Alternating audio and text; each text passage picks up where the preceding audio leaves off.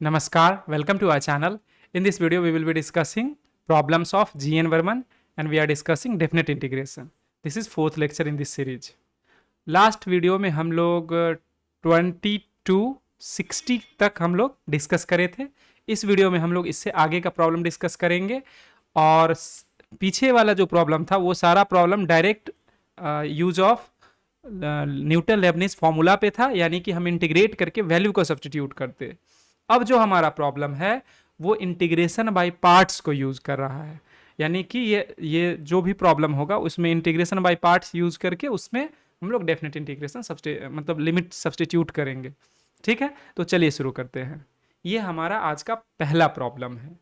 और वैसे तो इंटीग्रेशन बाय पार्ट के बारे में सब लोगों को पता ही होगा, लेकिन फिर भी हम जस्ट रिकैप करने के लिए इसका एक थोड़ा सा बता देते हैं ब्रीफली.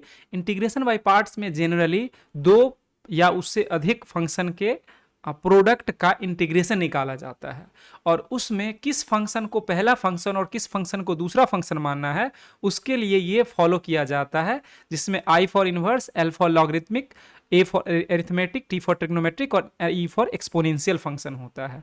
और ये पहला फंक्शन के लिए मतलब ये ऑर्डर है कि पहले हम इसको लेंगे, मतलब कि अगर दो फंक्शन अगर हमारा ये दोनों है तो पहले लॉगरिथमिक को फर्स्ट फंक्शन लेंगे. और फर्स्ट फंक्शन और सेकंड फंक्शन का क्या फंडा है तो वो हम एक बार इंटीग्रेशन बाय पार्ट का फॉर्मूला लिख के देख लेते हैं. जैसे मान लेते हैं कि fx और gx दो फंक्शन है और इसका इंटीग्रेशन बाय पार्ट्स फॉर्मूला इस पर यूज करना है. तो हम इसमें पहला फंक्शन अगर fx को मानते हैं तो fx और integration of gx dx minus हम लोग क्या करेंगे, फर्स्ट फंक्शन का डेरिवेटिव लेंगे. तो फर्स्ट फंक्शन का डेरिवेटिव क्या हो जाएगा, d of F x D x, और फिर से इंटीग्रेट करेंगे और ये क्या हो जाएगा सेकेंड फंक्शन का इंटीग्रेशन dx. और इस दोनों को एक साथ मतलब कि पहले का डिफरेंशिएशन और दूसरे का इंटीग्रेशन का जो प्रोडक्ट होगा उसको फिर से इंटीग्रेट करेंगे. तो दिखने में ये इतना कॉम्प्लिकेटेड लगता होगा, लेकिन जब प्रॉब्लम बनता है तो कॉम्प्लिकेटेड एकदम नहीं होता है. और इसी किसको फर्स्ट फंक्शन मानेंगे और किसको सेकंड, क्योंकि फर्स्ट फंक्शन जो होगा उसका डिफरेंशिएशन होगा.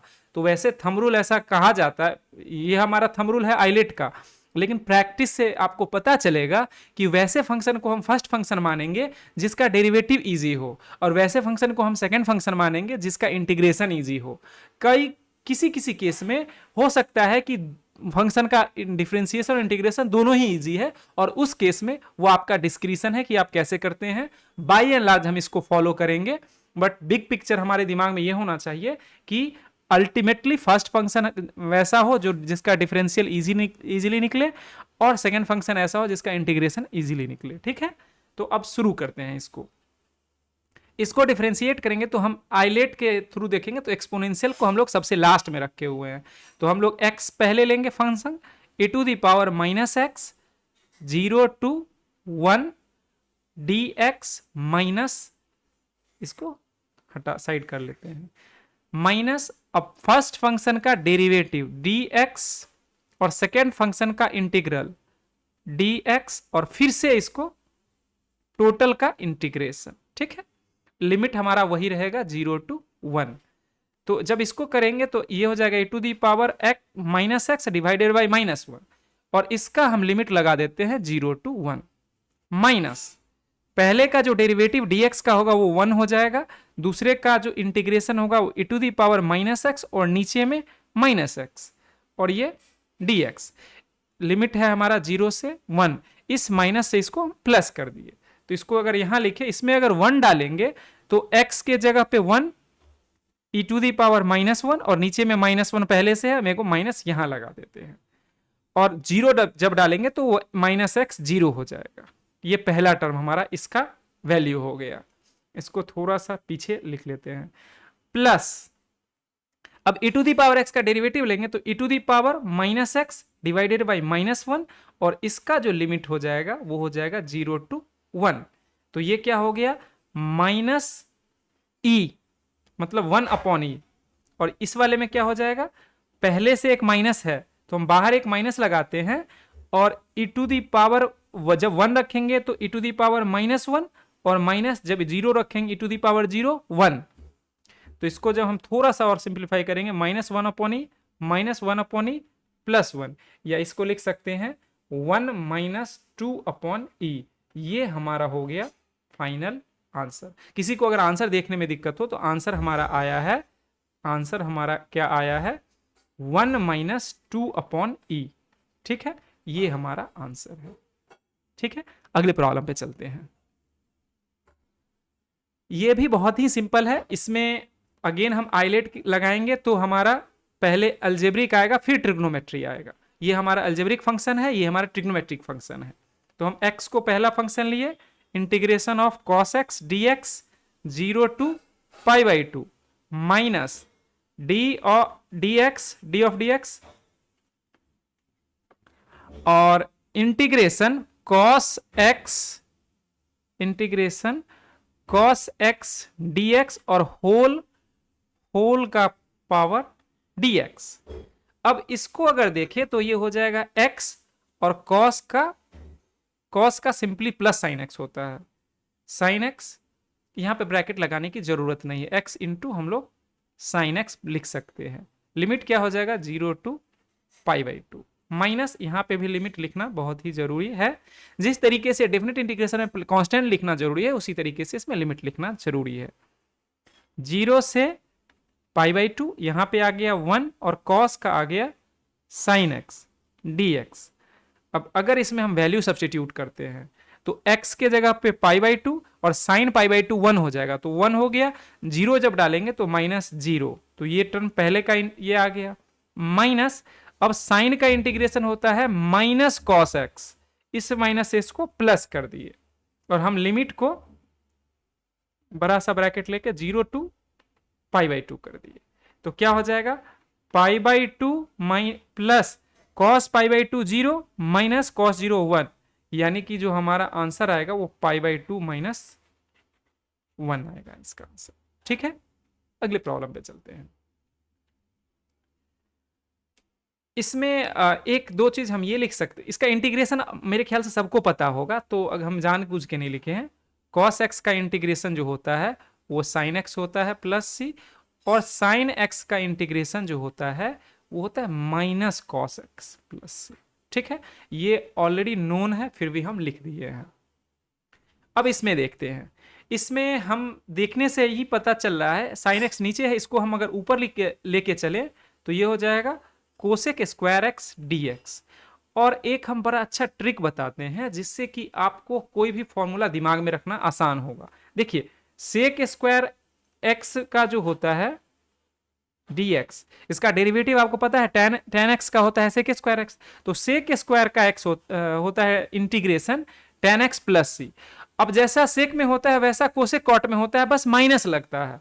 तो अगर हम यहाँ पे कोसेक स्क्वायर x dx लिखेंगे तो tan का जो कंजुगेट बोलना गलत होगा, tan का जो कंप्लीमेंट्री फंक्शन है वो है कॉट है, तो यहाँ कॉट लिखाएगा dx और -1 लग जाएगा प्लस c। तो यही अब हमको दिख रहा है ये अलजेब्रिक है और ट्रिग्नोमेट्रिक है, तो पहला फंक्शन हमारा x हो जाएगा, दूसरा फंक्शन ये हो जाएगा। तो हम इसको सिंप्लीफाई करते हैं, तो सिंप्लीफाई करेंगे तो क्या हो जाएगा x, और ये कोसेक स्क्वायर का क्या हो जाएगा -cot x, और लिमिट हो जाएगा π/4 से लेके π/3 तक, माइनस पहले फंक्शन का डेरिवेटिव तो dx dx और दूसरे फंक्शन का integration cosec square x dx और होल का dx, और लिमिट हमारा क्या है π/4 से π/3। ठीक है, अब इसको अगले पेज पे नहीं, यहाँ पे इसको पहले लिख लेते हैं एक बार। जब π/3 यहाँ पे डालेंगे तो हो जाएगा π/3 और cot π/3, tan π/3 √3 होता है, तो cot π/3 1/√3 होगा, तो ये 1/√3 होगा। तो हम यहीं पे इसको √3 लिख देते हैं और बाहर में एक माइनस लगा देते हैं। ठीक है, और माइनस एक इससे अच्छा तरीका क्या होगा, हम ब्रैकेट लेके बाहर माइनस लगाए। क्यों, ये कॉट माइनस है तो दोनों में ही आएगा, तो इस माइनस को बाहर ले देते हैं और जो भी वैल्यू आएगा इसको हम एज इट इज लिखते हैं, तो उसमें कंफ्यूजन और गलती कम होगा। तो हम यहाँ पे जब π/4 डालेंगे तो अब क्या हमारा आ जाएगा π/4 और cot पाई बाई 4 1 होता है, तो यहाँ पे ब्रैकेट क्लोज कर दीजिए। माइनस, अब हमारा ये इस पार्ट को हम थोड़ा सिंप्लीफाई करके लिखते हैं, पाई बाई 4 और पाई बाई 3, और dx dx 1 आ जाएगा, और इसका जो इंटीग्रेशन होगा वो हो जाएगा cot x minus cot x होगा डेफिनेटली। इसको अगर हम थोड़ा सा cot x dx, इस माइनस से इस माइनस को प्लस कर दिए, ठीक है। अब हम क्या करते हैं, इसको अगले पेज पे लेके चलते हैं।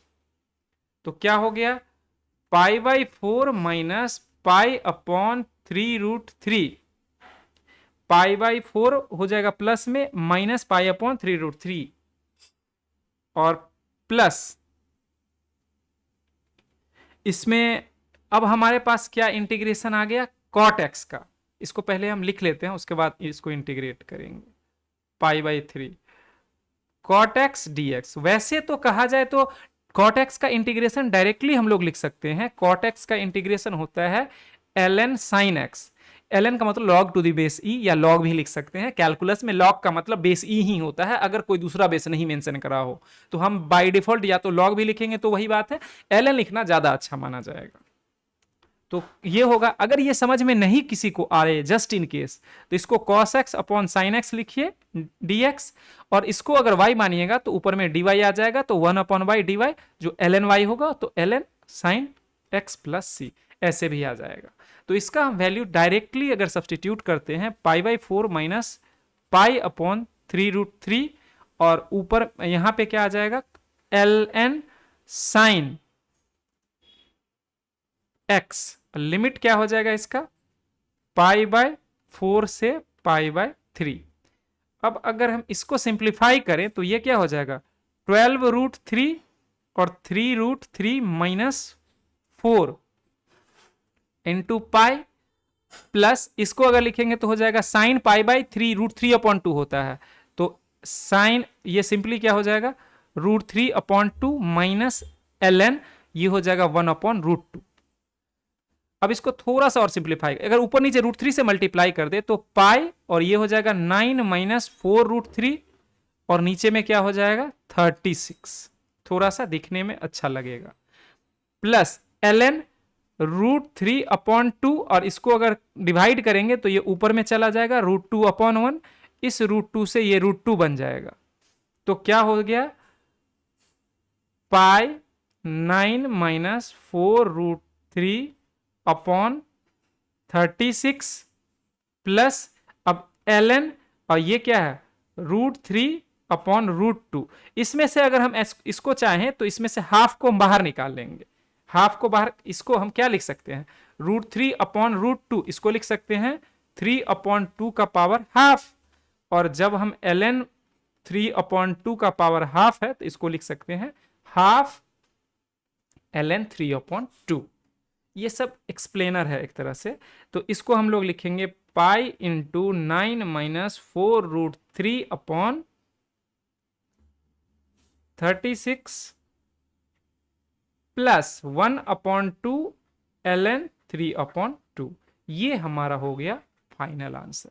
यह प्रॉब्लम थोड़ा सा लेंदी है, क्योंकि हमको कैलकुलेट मतलब टेक्निक वही है, बस इसमें कैलकुलेशन बढ़ रहा है। और इंटीग्रेशन या कैलकुलस का अगर देखिए आप अगर, तो कैलकुलस में ये चीज़ बहुत इंपॉर्टेंट है, क्योंकि हम पहले भी बता चुके हैं कि प्रॉब्लम दो तरह का होता है, एक एनालिटिकल होता है और एक होता है लॉजिकल। लॉजिकल प्रॉब्लम में आपको लिखना और कैलकुलेशन कम होगा, प्रोबेबिलिटी जैसे कि, और कॉम्प्लेक्स चाहे परम्यूटेशन एंड कॉम्बिनेशन। लेकिन अलजेब्रा का जो भी पार्ट है वो, या कैलकुलस में भी बहुत कैलकुलेशन होता है, और कैलकुलेशन अपने आप में एक स्किल पार्ट है कि कैलकुलेशन आप अच्छे से कर पा रहे हैं, इसका मतलब कि आपका मैथ मतलब एनालिटिकल पार्ट अच्छा स्ट्रांग है। तो इसीलिए इसको अंडर एस्टिमेट नहीं करना है कि बहुत सारे लोग जैसे राजू श्रीवास्तव जो कॉमेडियन है, वो ऐसे बोलते थे कि बहुत सारे लोग अपने मतलब लिविंग रूम में बैठ के और मतलब मुंह से क्रिकेट खेलते हैं, वो बोलते हैं इस बॉल को ऐसे मारना चाहिए, तो इस बॉल को, वो नहीं करना है। मतलब प्रॉब्लम को देख के आपको लगेगा कि ये बन जाएगा, और बन भी जाएगा, ऐसा नहीं है कि नहीं बनेगा, लेकिन उसको बना के देखना है। ठीक है, अगले प्रॉब्लम पे चलते हैं।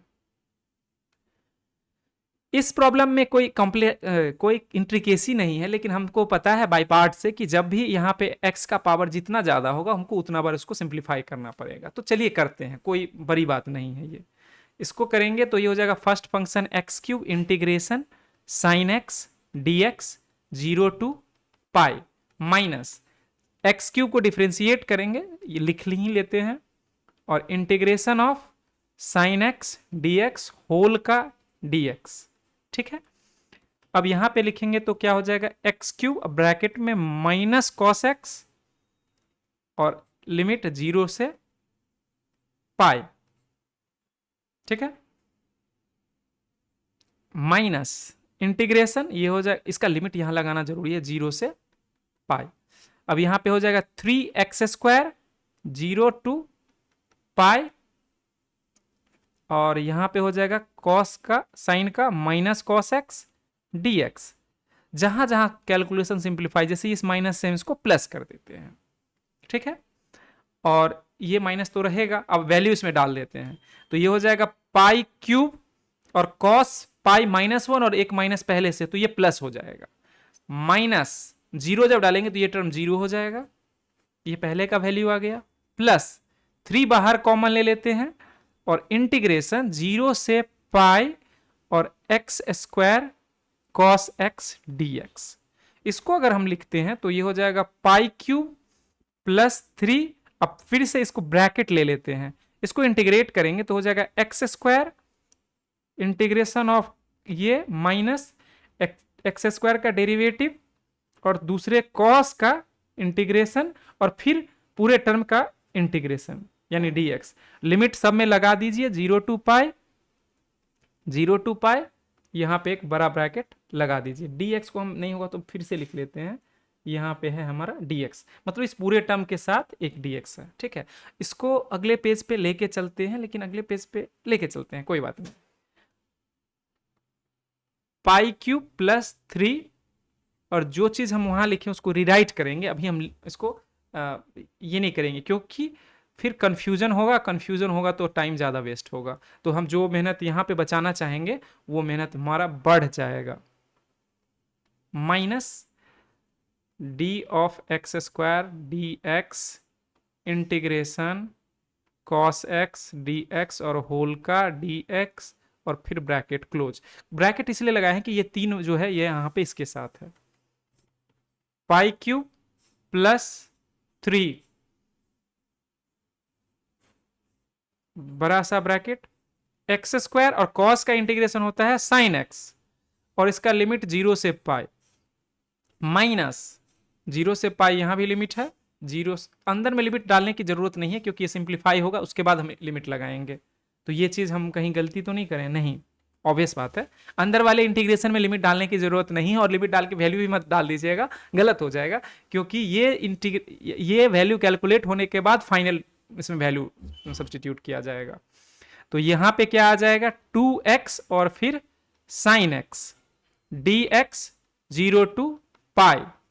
अब देखिए इसमें अगर पाई डालेंगे तो cos 0 हो जाएगा और जब 0 डालेंगे तो ये 0 हो जाएगा। तो अगर अगला स्टेप लिखे तो पाई क्यूब प्लस 3 और 0 माइनस 0 -2 इंटीग्रेशन 0 टू पाई, और यहां पे क्या हो जाएगा x sign x dx।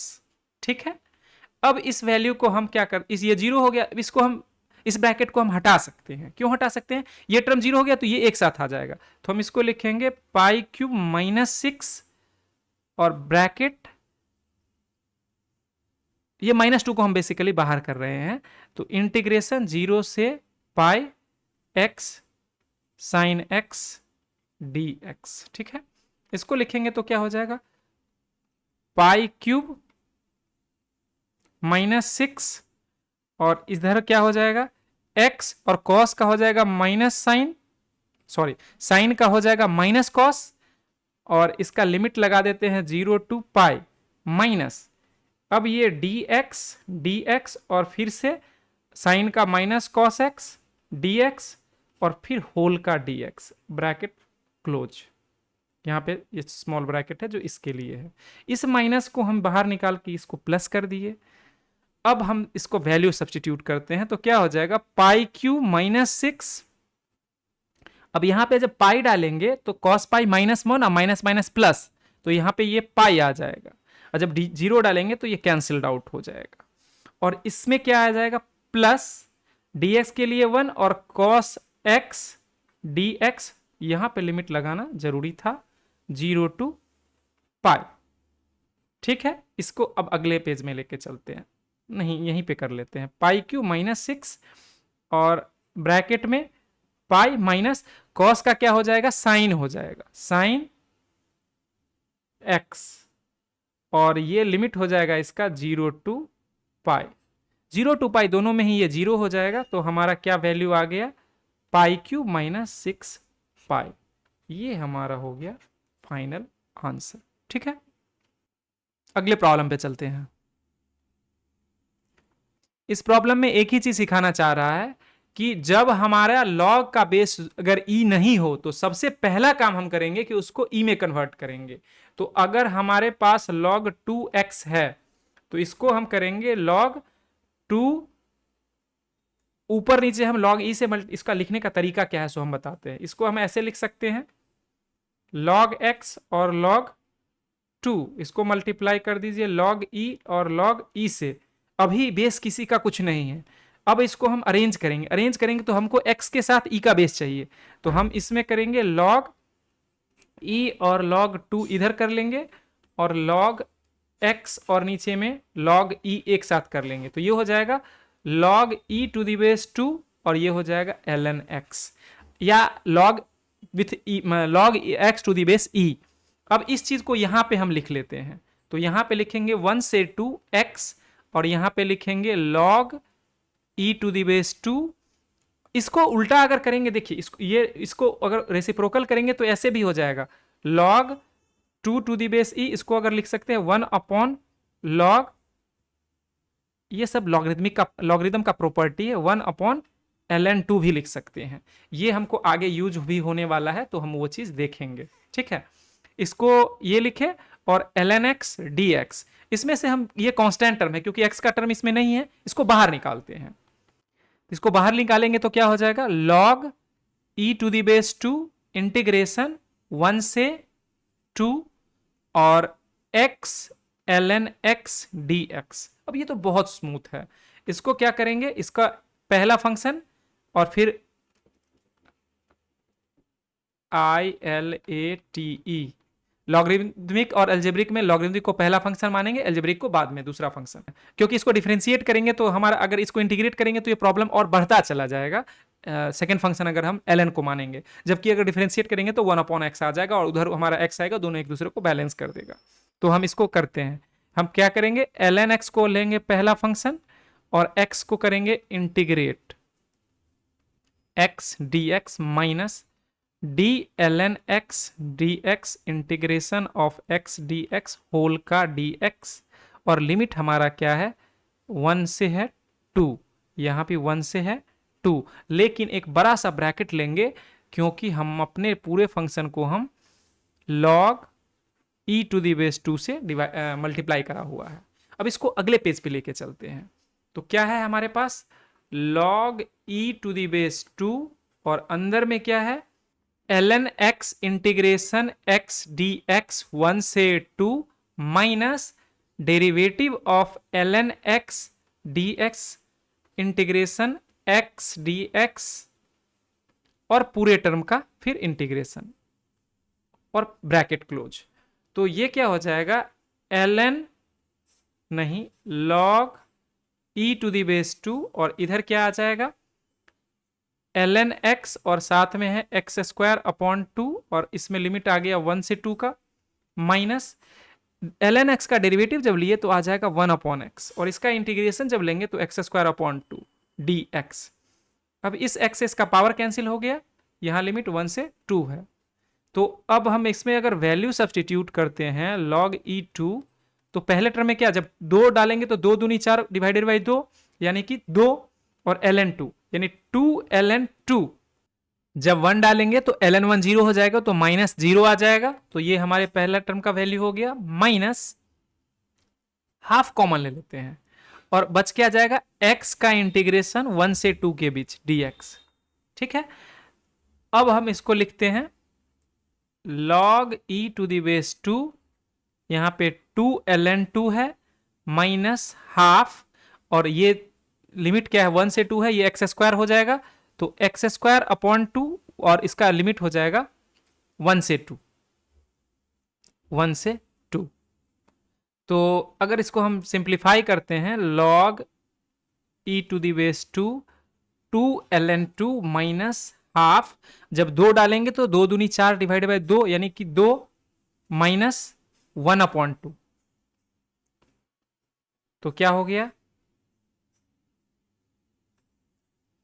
log e to the base 2 2 ln 2 minus 1 upon 2, और ये क्या हो जाएगा 3 अपॉन 2, यानी कि log e to the base 2 और 2 ln 2 माइनस 3 अपॉन 4, ये आंसर हो गया। लेकिन हम पीछे देखें क्या कि log e to the base 2 को 1 अपॉन ln 2 लिख सकते हैं, तो अगर 1 अपॉन ln 2 लिखेंगे तो इसमें मल्टीप्लाई हो जाएगा, तो इसको हम अगर लिखे 1 upon ln 2 into 2 ln 2 minus 3 upon 4, इसको एक स्टेप और अगर यहां पे हम लिख दें, यहां पे अगर लिख दें तो क्या हो जाएगा, यहां पे ln 2 है और ये ln 2 से डिवाइड होगा, तो बचेगा 2 माइनस, और यह इसमें क्या आ जाएगा 3 अपॉन 4 ln 2, ये हमारा आंसर हो जाएगा। हम यहां पे भी छोड़ सकते हैं, इससे थोड़ा सिंप्लीफाइड ये लग रहा है क्योंकि यहां पे कांस्टेंट हमारा कांस्टेंट टर्म आ गया है, तो ये हमारा फाइनल आंसर हुआ। कैलकुलेशन ज्यादा है, प्रॉब्लम सिंपल है। ठीक है, अगले प्रॉब्लम पे चलते हैं, इस प्रॉब्लम को देखते हैं। ये भी बहुत सिंपल प्रॉब्लम है, इसमें ज़्यादा कुछ करना ही नहीं है। इसको हम इंटीग्रेट करते हैं, तो पहले लॉगरिदमिक और l के बाद a होता है, चूंकि कुछ नहीं है तो हम मान के चलेंगे x का पावर 0 है, तो हम ln x plus 1 integration dx 0 to e minus 1, और माइनस इसका डेरिवेटिव हो जाएगा x प्लस 1, इसको स्किप करने की जरूरत नहीं है, D ln x plus 1 dx, और इंटीग्रेशन dx और होल का फिर dx, और 0 टू e माइनस 1। अब इसमें अगर लिखेंगे तो ln x प्लस 1, और यहां पे हमारे पास क्या आ गया x, और पूरे टर्म का 0 टू e माइनस 1। यहां एक ध्यान रखने वाली बात है कि ये x प्लस 1 और ये x मल्टीप्लाइड नहीं है, ये ln x प्लस 1 से मल्टीप्लाइड है, दोनों में अंतर है। अगर ये मल्टीप्लाइड इसके साथ होगा तो ये इसमें भी ln आ जाएगा, लेकिन इसके साथ ln नहीं है, और इसीलिए हम थोड़ा सा गैप बना के लिखे हैं। वैसे ऐसे लिखने के बाद अगर अगले स्टेप में अगर इसको हमको कैरी करना होता तो हम इसको ऐसे लिख लेते, x ln x प्लस 1। ये बहुत ही सिंपल तरीका है। जहां भी आर्ग्यूमेंट वाला चीज हो, जैसे ट्रिग्नोमेट्रिक फंक्शन हो या फिर लॉगरिथमिक फंक्शन हो, उसमें हम लोग जो भी कांस्टेंट या जो भी मल्टीप्लायर रहता है उसको हम लोग उस पर्टिकुलर मतलब फंक्शन से पहले लिख लेते हैं। लॉग ln से पहले लिख लेंगे, साइन एक्स है तो उससे पहले लिख लेंगे, या फिर थोड़ा सा गैप देके लिखेंगे ताकि गलती से ये हम उसको एक साथ कंसीडर ना कर ले। ठीक है, माइनस, अब इसको डिफरेंशिएट करेंगे तो क्या आ जाएगा 1 अपॉन एक्स प्लस 1, और इसको करेंगे तो x, और हमारा लिमिट क्या है e माइनस 1 dx।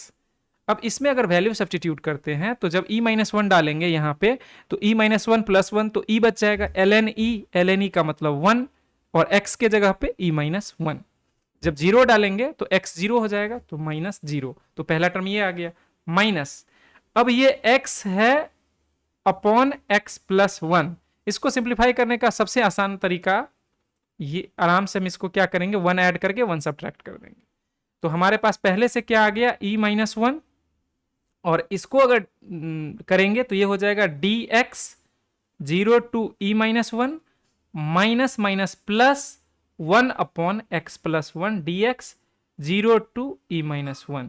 इसमें कंफ्यूज नहीं होना है, दोनों अलग चीज है। ठीक है, तो अगले पेज पे लेके चलते हैं इसको। तो यहां पे क्या आ गया e minus 1 minus integration 0 to e minus 1 dx, और plus plus integration 1/x+1 0 to e-1। ये हमारा एक स्टेप लिखना हमारे गलती से बचा देता है और इतना प्रिकॉशन ले सकते हैं हम। इसमें क्या हो जाएगा, dx का सिंपली क्या हो जाएगा, x हो जाएगा, इंटीग्रेशन 0 टू e-1 प्लस, और ये क्या हो जाएगा ln x+1 और लिमिट क्या हो जाएगा 0 टू e-1। ऐसे भी लिख सकते हैं, ब्रैकेट लगा देते हैं। हम ये चीज एक्सप्लेन कर चुके हैं कि ब्रैकेट और दोनों एक ही तरह का चीज है, बस एक लिखने का तरीका है। e-1 और -0 यानी कि यही हो गया, और प्लस जब ln में यहां डालेंगे तो ln e बन जाएगा, जब 0 डालेंगे तो ln 1 तो -0 बन जाएगा। तो ये क्या हो गया, ये कैंसिल हो गया, ln 1 1 और उसके बाद तो 0 है, तो ये हमारा हो गया फाइनल आंसर। तो इतना कैलकुलेशन करने के बाद रिजल्ट हमारा क्या आया, 1 आया। कितना सिंपल आया। ठीक है, अगले प्रॉब्लम पे चलते हैं। ये प्रॉब्लम हमारे इस वीडियो का सबसे कॉम्प्लिकेटेड और लेंदी प्रॉब्लम है। प्रॉब्लम टफ नहीं है, प्रॉब्लम लेंदी है। टफ और कॉम्प्लेक्स या लेंदी में हम डिफरेंस पिछले दिन बताए थे, ठीक है, पिछले वीडियो में।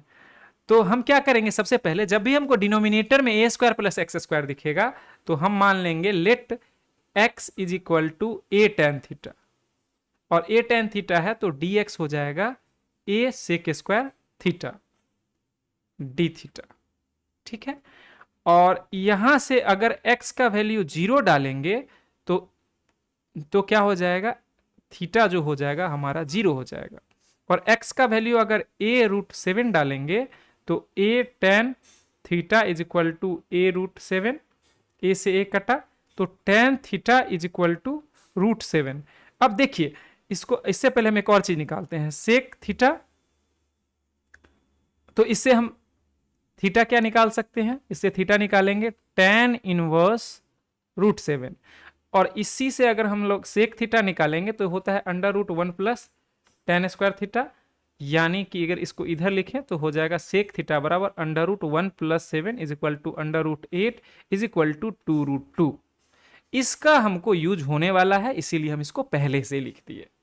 और ये कैसे हमको पता चला, प्रैक्टिस से, और कुछ नहीं दिमाग में आए तो हम इसको यहां तक करके तो छोड़ ही सकते, इतना ही करते हैं, इसको वैल्यू हम डालते हैं। तो 0 के लिए 0 और लिमिट अपर हो जाएगा tan इनवर्स √7। ठीक है, अब हम सारा वैल्यू सब प्लग इन करते हैं। ये है cube root a² + a² tan² theta, और ऊपर में हो जाएगा क्या, a के जगह, x के जगह पे a tan थीटा है तो a³ tan³ थीटा, और dx के जगह पे a sec² theta d theta. अब जो भी कांस्टेंट टर्म उसको बाहर कर लेते हैं, तो a4 आ गया, integration tan³ theta sec² theta d theta, नीचे में क्या आया, क्यूब रूट, और a² + a² tan² थीटा। इसको हमको लिखने की जरूरत भी नहीं है क्योंकि आप लोग इतने समझदार हैं, इसको आप खुद ही समझ सकते थे, फिर भी हम लिख दे रहे हैं a² sec² थीटा। अब इसको अगले पेज पे लेके चलते हैं क्योंकि यहाँ पे क्लटर्ड हो जाएगा। तो हम क्या करेंगे, a4 लिमिट, इसमें लिमिट लिखना भूल गए तो लिमिट जरूर लिखिए, ये आदत डालना है। प्रॉब्लम जब भी हम लोग प्रैक्टिस कर रहे हैं उस समय हम लोग ज़्यादा हीरो नहीं बनना है, क्योंकि उस समय हमको एकदम 0 बन के रहना है। एग्जाम के रिजल्ट जब आएगा तो अगर आप हीरो हैं तो आप प्रूफ हो जाइए, उसका सर्टिफिकेट आपको मिल जाए कि आप हीरो हैं, और फिर बोस्ट करने की जरूरत ही नहीं पड़ेगी। फिर लोग खुद बोलेंगे अरे बंदे में दम है, बंदी में भी दम है ऑब्वियसली। बाय द वे मेरे कॉलेज क्लास की टॉपर लड़की ही थी, तो ऐसा कुछ नहीं कि बंदे बंदी में, और वो सारे सब्जेक्ट में ही टॉप कर जाती थी इंक्लूडिंग मैथ, तो होता है ऐसा।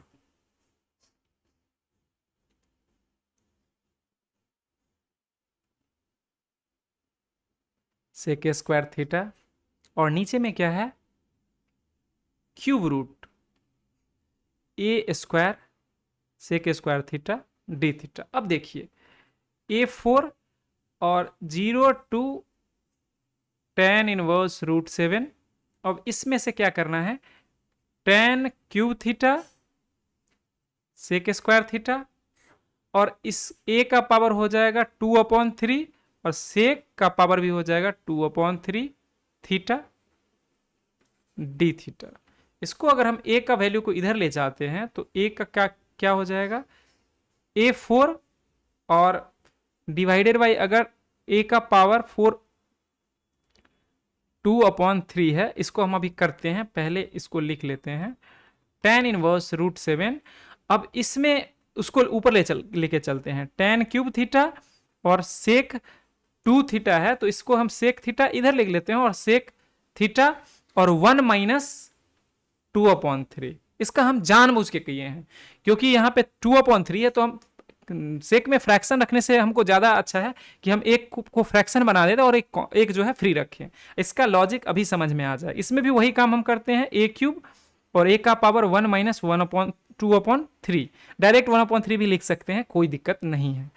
tan इनवर्स जब आप प्रैक्टिस कर लिए, जब आप एकदम सीख गए, उसके बाद आप पे डिपेंड करता है कि आप कैसे इसको करते हैं, ठीक है।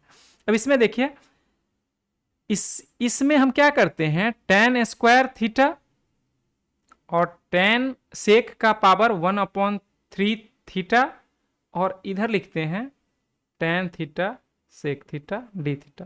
देखिए, ये हम करने का मेरा रीजन डेलिब्रेट है क्योंकि हमको इंटीग्रेशन पता है और हमको पता है कि tan theta into sec theta into tan theta जो होता है वो सेक थीटा का डेरिवेटिव होता है। तो अगर हम यहाँ पे इस टर्म को, मतलब यहाँ से हम सारे टर्म को सेक में कन्वर्ट करें तो हमारा काम आसान हो जाएगा। तो हम इधर लिखेंगे a क्यूब और ये हो जाएगा क्यूब रूट ऑफ a 1/3 हो जाएगा 0 टू tan इनवर्स √7 और यहाँ पे क्या आ जाएगा, सेक स्क्वायर थीटा -1 और ये हो जाएगा सेक का पावर 1/3 थीटा और ये है sec theta into tan theta into d theta. ठीक है, अगले पेज पे चलते हैं। तो लिखते हैं a cube root of a limit 0 से tan इनवर्स √7 और सेक को एक साथ कर लेते हैं तो क्या हो जाएगा, सेक लिख लेते हैं, कोई दिक्कत नहीं है। सेक का पावर 1/3 थीटा और इधर क्या हो जाएगा, sec theta into tan theta d theta. मान लेते हैं y is equal to sec theta, y is equal to sec theta, तो dy क्या हो जाएगा, sec theta into tan theta d theta. और अगर एक y मतलब सेक थीटा, अगर सेक थीटा का वैल्यू हमको नहीं पता है, हमको क्या पता है, थीटा का वैल्यू पता है। थीटा क्या है, 0 है, तो सेक थीटा सेक 0 1 होता है, cos 0 1 तो उसका उल्टा 1। और थीटा जब हमारा tan इनवर्स √7 होगा तो tan थीटा होगा √7 और सेक थीटा होगा क्या, 2√2। हम लोग पीछे निकाले हैं, तो जब हमारा थीटा ये होगा तो सेक थीटा 2√2 होगा और y को हम सेक थीटा मान रहे हैं, तो y क्या हो जाएगा, 2√2। तो अब हमारा प्रॉब्लम क्यूब रूट a और इसको इंटीग्रेट करते हैं, लिमिट हो जाएगा नीचे में 1 और ऊपर में हो जाएगा 2√2। यहाँ पे क्या हो गया, y स्क्वायर -1 और y का पावर 1/3। ये सिंपल अब एल्जेब्रिक फंक्शन हो गया। अब इसको इंटीग्रेट करेंगे तो y का पावर, इसको ऐड करेंगे तो y स्क्वायर अब प्लस 1/3, तो कितना हो जाएगा, 6 1 7 7/3 dy माइनस y का पावर 1/3 dy। लिमिट है 1 से 2√2 है, 1 से 2√2 है और पूरे टर्म में इंटीग्रेटेड क्या है, ये टर्म है। तो हम बड़ा सा एक ब्रैकेट ले लेंगे ताकि पूरे में इंटीग्रेशन हो जाए। इसको यहाँ पे भी लिख सकते हैं क्योंकि अब हमारे कैलकुलेशन कुछ बचा नहीं। इसको हम सिंपली क्या लिखेंगे, y का, इसको इंटीग्रेट करेंगे तो क्या हो जाएगा, x to the power n+1/n+1, तो y to the power 7/3+1 minus, limit चाहेंगे तो एक साथ भी लगा सकते हैं, कोई दिक्कत नहीं है। और अगर आपको लगा लेते हैं, कोई दिक्कत नहीं, 1 से 2√2 माइनस, लेकिन हमारा कैलकुलेशन आसान हो जाएगा, कैलकुलेशन हमारा आसान हो जाएगा अगर एक साथ करेंगे तो। माइनस y का पावर 1/3 प्लस 1 और 1/3 प्लस 1, और पूरे में ब्रैकेट लगा के, और पूरे का लिमिटिंग वैल्यू है 1 से 2√2। ठीक है, 1 से 2√2 इसका लिमिट हो गया, और इसमें मल्टीप्लाइड क्या है, मल्टीप्लाइड है ए क्यूब और क्यूब रूट ए। इसको अगले पेज पे लेके चलते हैं। अब हमारा प्रॉब्लम सॉल्व हो चुका है, बस वैल्यू सब्स्टिट्यूट करना बाकी रहा। तो इसमें अगर इसको करेंगे तो 7×3 10/3, यानी कि उसको अगर रेसिप्रोकल कर दें तो 3/10 y का पावर 10/3 माइनस 3/4, इसमें क्या आया था 4/3 आया, तो उसको 3 ऊपर चला जाएगा, और y का पावर 4/3, और लिमिट हम डालेंगे 1 से 2√2। अब वैल्यू डाल देते हैं, ए क्यूब क्यूब रूट ए, और जब इसमें 2√2 डालेंगे, 2√2 डालेंगे तो क्या हो जाएगा 3/10, और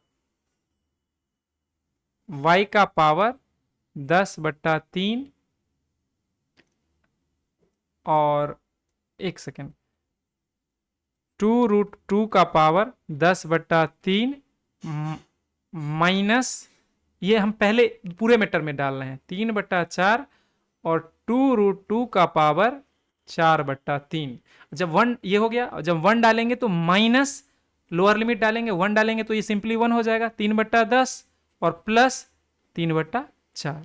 ठीक है, इसको हम ए क्यूब क्यूब रूट ए, और इसको सिंप्लीफाई कर लेते हैं। इसको सिंप्लीफाई करेंगे तो जो जो टर्म कॉमन आएगा उसको कॉमन ले लेते हैं पहले। वैसे ए का पावर इसको लिख सकते हैं √2 का पावर क्यूब, तो यहां पे एक तरह से ये भी आ सकता है, लेकिन हम पहले कॉमन ही ले लेते हैं।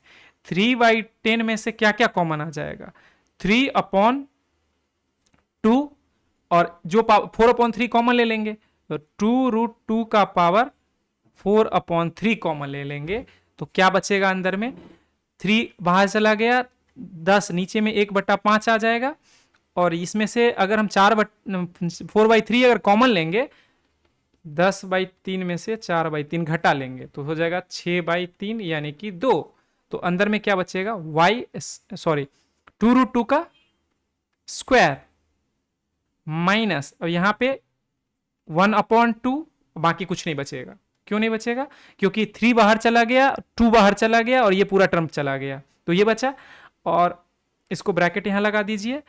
यहां पे क्या हो जाएगा, इस दोनों को अगर सिंप्लीफाई करते हैं तो इसका सिंप्लीफिकेशन करेंगे तो 10 है और 4 है, तो इसका 20 हो जाएगा एलसीएम, -6 और 5 3 जा 15 हो गया, और ये पूरे में ब्रैकेट। इसको हम अब आगे एक स्टेप और लिख लेते हैं, ए क्यूब क्यूब रूट ऑफ ए, और यहां पे क्या आ जाएगा, इसका जब स्क्वायर करेंगे तो 8 आ जाएगा, 8/5। इसको यहां लिखने के बदले हम इसके नीचे लिख लेते हैं, यहां पे ए cube cube root A bracket. अब इसका अगर इसको अगर इसका क्यूब रूट लेंगे तो ये क्या हो जाएगा, इसको अगर हम 2√2 को 4/3, तो ये हो जाएगा √2 का पावर 3 × 4/3, 3 से 3 कैंसिल, √2 का पावर 4, यानी कि √2 से फिर एक और 2 कट जाएगा, यानी कि 4 बच जाएगा इसका, या 4 बार √2 को गुना कीजिए तो 2 × 2 ही बचेगा, तो ये 4 यहां से आ गया, 3/2 × 4, और अंदर में क्या बचेगा 1/5 × 8 माइनस 1/2, और यहां पे क्या आया 9/20, ये दोनों मिला के। इसको एक स्टेप और अगर लिखेंगे तो ए क्यूब क्यूब रूट ए, और इसको करेंगे तो 2, ये 6 आ गया 6, और अंदर में अगर इसको सिंप्लीफाई किया जाए तो क्या बचेगा 10 और 16 माइनस 5, ठीक है, और प्लस 9/20। इसको थोड़ा सा यहीं क्लीन कर लेते हैं इसको,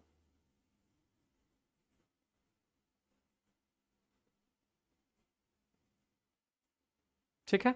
अब इसमें हम क्या करेंगे, यहाँ पे ए क्यूब रूट ए, और इससे हम क्या क्या करेंगे, इसको रहने देते हैं। अल्टीमेटली 20 है, हमको एलसीएम आएगा, तो यहाँ पे एलसीएम 20 आ गया, और इसमें 6 2 जा 12 और इंटू 11 और प्लस 9 कितना हो गया, 11 12 132 हो जाएगा, plus 9 141, 141 upon 20 a cube root of a. By far इस वीडियो का और हमको लगता है इस सीरीज में सबसे ज्यादा कॉम्प्लिकेशन इसी में है। इसको और थोड़ा सिंप्लीफाई कर सकते हैं, लेकिन आप यहाँ जैसे वैल्यू ही हम सब्स्टिट्यूट कर रहे हैं, तो हमारा जान इस तरह का वैल्यू लिया गया है कि वो कैलकुलेशन उसमें थोड़ा सा क्लमजी है, इसको डिनाई नहीं कर सकते हैं, और इसीलिए तो मतलब हम लोग सीख रहे हैं। ठीक है, अगले प्रॉब्लम पे चलते हैं। ये बहुत ही सिंपल प्रॉब्लम है। इनडेफिनिट वाला जो इनडेफिनिट वाले में जो हम इरेशनल फंक्शन का इंटीग्रेशन देखे थे, वहां पे ये स्टैंडर्ड फॉर्म होता है, इसका वैल्यू हम डायरेक्ट लिख सकते हैं, लेकिन चूंकि हम लोग इंटीग्रेशन बाय पार्ट भी यूज कर रहे हैं और फॉर्मूला को हम नहीं यूज करेंगे, तो हम लोग इसको सॉल्व ही करेंगे। तो सॉल्व करने के लिए क्या करना पड़ेगा, सबसे पहले हम लोग क्या करते हैं, let x is equal to, जब ही माइनस वाला हो तो हम साइन थीटा ले लेंगे, x is equal to a sine theta या कॉस थीटा, कॉस में माइनस साइन आता है इसलिए हम लोग साइन को प्रेफर करते हैं, dx ए कॉस थीटा डी थीटा, और x जब 0 होगा तो थीटा क्या हो जाएगा 0, x जब a होगा तो a sine theta is equal to A से a 1 आ गया, sine theta is equal to 1, यानी कि theta is equal to pi by 2।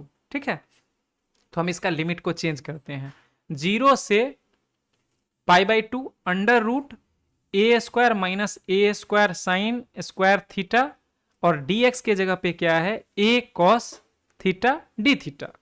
अब इसमें क्या आ जाएगा, 0 टू पाई बाई 2, और इसको अगर सिंप्लीफाई करें ए स्क्वायर कॉमन लेंगे तो 1 माइनस साइन स्क्वायर थीटा, यानी ए स्क्वायर कॉस स्क्वायर थीटा।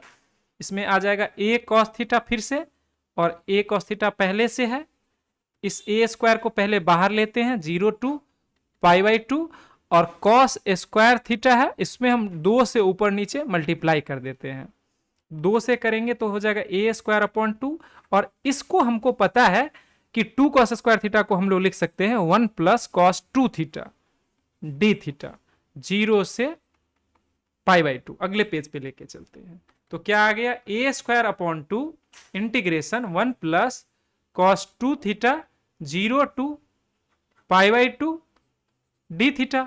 अब इसको इंटीग्रेट अगर करेंगे तो ए स्क्वायर अपॉन 2 ब्रैकेट में ले लेते हैं, d theta 0 to pi by 2 plus cos 2 theta d theta 0 to pi by 2। इसको अब इंटीग्रेट करें, ए स्क्वायर अपॉन 2, और यहां पे क्या आ जाएगा, थीटा लिमिट क्या हो जाएगा 0 टू पाई बाई 2, प्लस इस कॉस का आ जाएगा साइन 2 थीटा, लेकिन थीटा के साथ मल्टीप्लाइड है 2, जो मल्टीप्लायर रहता है वो डिवाइड हो जाता है, और इसका लिमिट भी आ जाएगा 0 टू पाई बाई 2। तो ए स्क्वायर अपॉन 2, और अंदर में क्या आ गया, पाई बाई 2, प्लस इसका अगर होगा तो हम लिख सकते हैं 2 sine theta into cos theta. ये ज्यादा आसान होगा क्योंकि हमको वैल्यू थीटा के फॉर्मेट में है, तो हमको अल्टीमेटली मल्टीपल को सिंप्लीफाई करना पड़ेगा। तो ये हो, इसका लिमिटिंग वैल्यू है 0 टू पाई बाई 2। ठीक है, अब क्या होगा, A square upon 2 pi by 2 plus, अगर पाई बाई 2 डालेंगे तो कॉस 0 हो जाएगा, और जब तो कॉस, ये पहला टर्म 0 हो गया, और लोअर लिमिट जब 0 डालेंगे तो साइन 0 हो जाएगा, तो 0 माइनस 0, तो अल्टीमेटली क्या आया, पाई ए स्क्वायर अपॉन 4। ये हमारा आ गया फाइनल आंसर। ठीक है, अब अगले प्रॉब्लम पे चलते हैं। ये most likely second last problem होगा इस टाइप का, तो इसमें भी आइलेट है, तो एक्सपोनेंशियल को बाद में रखेंगे। तो हम क्या करते हैं, cos x integration e to the power 2x dx 0 to pi by 2 minus cos का डेरिवेटिव लेते हैं d cos x dx, और integration e to the power 2x dx whole का इंटीग्रेशन, और लिमिटिंग वैल्यू हम लोग सिर्फ पहले वाले टर्म में रखेंगे। तो क्या हो जाएगा, इसका e to the power x का क्या आ जाएगा, cos x e to the power 2x upon 2, और इसका लिमिट हो जाएगा 0 to pi by 2, minus cos का डेरिवेटिव माइनस साइन x और e to the power 2x का integration e to the power 2x upon 2 dx, इस minus से इसको प्लस कर दिए, इस हाफ को बाहर निकाल लेंगे अगले स्टेप में। तो जब हम वैल्यू डालेंगे पाई बाई 2 कॉस में तो ये 0 आ जाएगा, जब 0 डालेंगे तो ये 1 minus e to the power 0 भी 1, तो 1 अगर हम चाहें तो इसको ऐसे हाफ को बाहर लिख सकते हैं। और ये अच्छा प्रैक्टिस है, हम डे 1 से बता रहे हैं कि जब भी कोई कांस्टेंट टर्म रहेगा उसको हम बाहर निकाल लेंगे, फिर लिमिट रखेंगे, क्योंकि कांस्टेंट टर्म अगर अंदर में रखा हुआ है तो उसमें कैलकुलेशन वगैरह फंस सकता है। प्लस हाफ इंटीग्रेशन 0, यहां पे 0 टू पाई बाई 2 लिखना जरूरी है, 0 टू पाई बाई 2, और यहां पे हो जाएगा साइन x और e to the power 2x dx। अब एक चीज देखिए, जब भी ट्रिग्नोमेट्रिक फंक्शन, पेरियोडिक फंक्शन अगर हो और उसके साथ अगर जो ये आए e to the power x आए, तो मोर ऑफ देन नॉट जब बाई पार्ट्स लगाएंगे तो वो हमेशा रिकर्सिव टाइप का होता है, वो फिर से आ जाएगा। तो इसीलिए हम इसको हम पहले ही मान लेंगे, लेट ये जो इंटीग्रेशन है, इंटीग्रांट है उसको आई मान लेंगे, लेट ये पूरा टर्म आई है, या इसको इधर ही मान लेते हैं, इधर इसको इधर के बदले इज इक्वल टू आई से, तो ये हमारा आई है। अब आगे अगर कहीं आई आएगा, इधर लिखने में कंफ्यूजन होगा, इधर नहीं लिखेंगे, let I is equal to ये टर्म पूरा। तो अब हम इसको सिंप्लीफाई करते हैं, तो पहले से हमारे पास क्या आया, माइनस हाफ और प्लस हाफ, अब ब्रैकेट ले लेते हैं, इसको अब इंटीग्रेट करते हैं, तो sine x integration e to the power 2x dx 0 to pi by 2 minus derivative of sine x dx integration e to the power 2x, और इसको इंटीग्रेट दो बार, मतलब पहला बार इंटीग्रेट करेंगे फिर पूरे टर्म को करेंगे, फिर ब्रैकेट लगा दिए, और लिमिट हम पहले वाले में रखेंगे 0 टू पाई बाई 2। इसको हम अगले पेज पे लेके चलते हैं, minus half plus half integrate bracket, और साइन एक्स और e to the power x का ही है, तो हम इसको डायरेक्टली भी लिख सकते हैं, sine x integration e to the power 2x 0 to pi by 2 dx minus d of sine x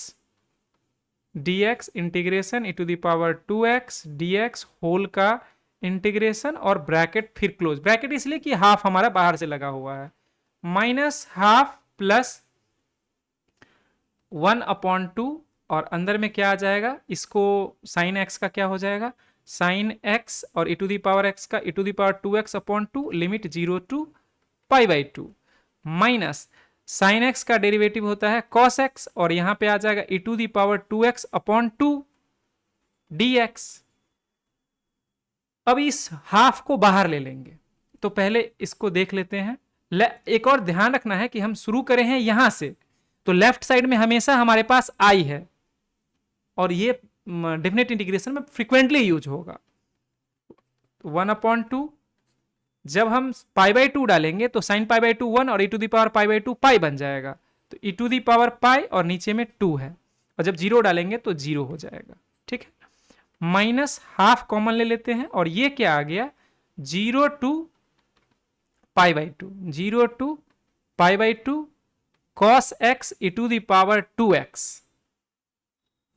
dx। अब देखिए ये टर्म हमारा जो ओरिजिनल इंटीग्रांट है e to the power 2x cos x 0 to pi, वही आ गया। अब अगर हम इसको फिर से इंटीग्रेट करना शुरू करेंगे तो ये फिर से वापस घूमते रहेगा, गोल गोल घूमते रहेगा, तो वो हम काम नहीं करेंगे। इसको हम क्या करेंगे, अब हम इसको लेफ्ट साइड में लिखेंगे, implies that i is equal to minus half plus half bracket e to the power pi upon 2 minus half i, ठीक है।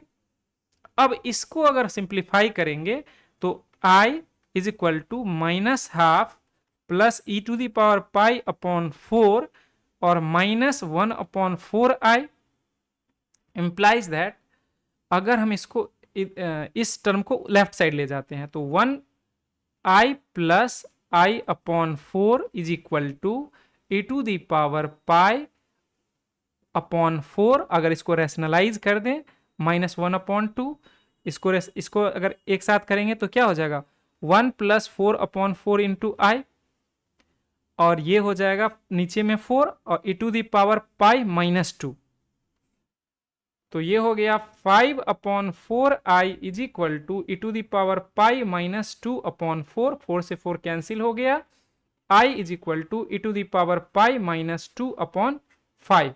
ये हमारा हो गया फाइनल आंसर। ठीक है, अब हम इस वीडियो के last but not the least इस प्रॉब्लम को देखते हैं, और यहाँ पे क्यूब है तो डेफिनेटली हमको 3 बार रिपीट इसको इंटीग्रेट करना पड़ेगा और अपने आप फिर वो सॉल्व हो जाएगा। तो इसको इंटीग्रेट करते हैं, एल के बाद आइलेट में एल के बाद ए आता है, यानी कि लॉगरिदमिक फंक्शन को हम पहला फंक्शन मानना होगा। Integration d x minus D of l n cube x D x integration d x whole का डी एक्स। लिमिट क्या है हमारा 1 से लेके ई तक है।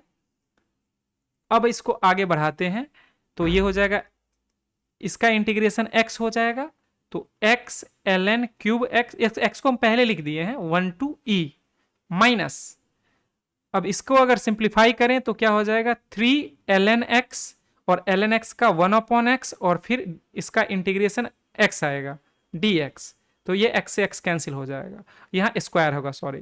तो देखिए पावर पहले 3 था, अब 2 हो गया। इसी तरीके से पावर को हमको घटाते ले चलना है। अब यहाँ पे अगर e डालेंगे तो ln e 1 हो जाएगा, तो 1 का क्यूब 1 और e, तो e इंटू 1 e हो गया, और जब 1 डालेंगे तो ln 1 0 हो जाएगा, तो -0 -3 कॉमन ले लेते हैं, 1 to e और ln स्क्वायर x dx। अब हम क्या करेंगे e -3, और इसका इंटीग्रेशन अगर देखते हैं तो ln square x integration dx minus 1 to e -1 to e, और इसका डिफरेंशिएशन कितना हो गया d ln square x dx, और फिर से इंटीग्रेशन dx और होल का इंटीग्रेशन ब्रैकेट। ठीक है, ब्रैकेट इसलिए कि ये -3 पूरे में है, तो e -3, अब पहले इसमें क्या आ जाएगा x ln स्क्वायर x 1 से e माइनस, इसका अगर देखें तो ln स्क्वायर का हो जाएगा 2 ln x, और ln x का डिफरेंशिएशन 1/x, और इसका x dx bracket close, x से x कैंसिल हो गया, अब 2 ln x dx 1 से e। अगले पेज पे लेके चलते हैं, x और 1 e जब डालेंगे तो ln e 1 हो जाएगा, तो e आ जाएगा यहाँ पे, तो यहाँ पे फिर से e आ गया, और जब 1 डालेंगे तो ln 1 0 हो जाएगा, तो फिर ये -0। अच्छा, एक स्टेप स्किप कर दे रहे हैं, कोई बात नहीं, आप इतने होशियार हो गए हैं कि हम ये करेंगे और ये इससे आपको दिक्कत नहीं होगी। माइनस, अब हमारे पास 2 ln x सिर्फ बचा है, तो हम इसको -2 को बाहर निकाल लेंगे, 1 to e ln x dx। हमारा प्रॉब्लम ऑलमोस्ट सॉल्व हो गया। e -3 अंदर में e -2, और ln x का अगर हम देखें तो एक मिडिल ब्रैकेट ले लेते हैं, ln x integration dx 1 to e, और minus ln d of ln x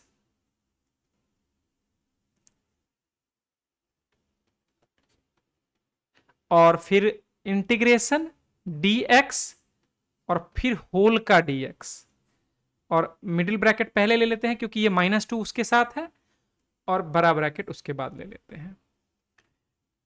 -3 हम चाहते हैं तो उसको मल्टीप्लाई करके भी बाहर निकाल सकते हैं, तो ठीक है, ब्रैकेट्स के लिए से हम कंफर्टेबल हैं तो कोई दिक्कत नहीं है इस करने में। x ln x limit 1 to e minus, इसमें क्या आएगा 1/x, और इसके साथ x dx और 1 से e, ये हमारा मिडिल ब्रैकेट बड़ा ब्रैकेट। अब ये x से ये x कैंसिल हो जाएगा, अब इसमें लिमिट हम लगाते हैं 2 - 3 e -2, और इसमें ई अगर डालेंगे तो ln ई 1 तो ई आ जाएगा, और 1 डालेंगे तो 0, तो ई माइनस 0 माइनस, अब यहाँ पे कुछ नहीं बचा तो 1 बचा है, तो इसका इंटीग्रेशन हो जाएगा x, और इसका लिमिट अगर लगा दें तो 1 टू e। अब हमारा ब्रैकेट वगैरह सब एक साथ फ्री होने लगेगा।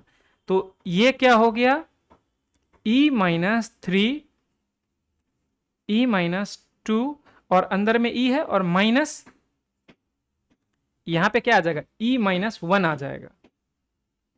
अब e में से e घटेगा तो e कैंसिल, और माइनस माइनस प्लस आ जाएगा, माइनस माइनस प्लस 1 आ जाएगा, +1 इंटू -2, तो ये हो जाएगा e माइनस 3 और e माइनस 2, और अंदर में से +1 आ गया, ये सिंपली 1 आ गया, तो ये हो गया। इसको लिखेंगे तो e माइनस 3e प्लस 6, तो हो जाएगा 6 माइनस 2e। ये हमारा final answer. Thanks for watching this video. जुड़े रहिए हमारे साथ, हमारे चैनल को लाइक कीजिए, सब्सक्राइब कीजिए, शेयर कीजिए, मैथमेटिक्स सीखते रखिए। Thanks again.